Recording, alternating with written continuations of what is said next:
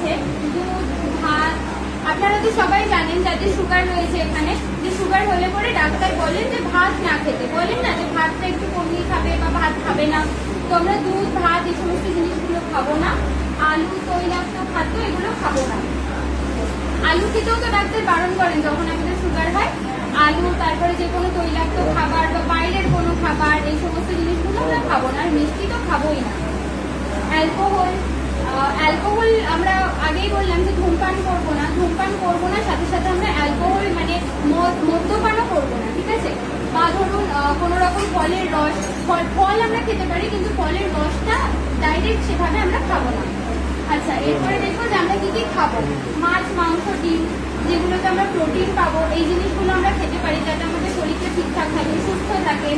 বিভিন্ন রকমের ফল, বিভিন্ন ফল যেমন আপেল, কলা, লেবু, এই সমস্ত জিনিসগুলো আমরা খেতে পারি। এরপর বলেছে তেতো জাতীয় খাবার।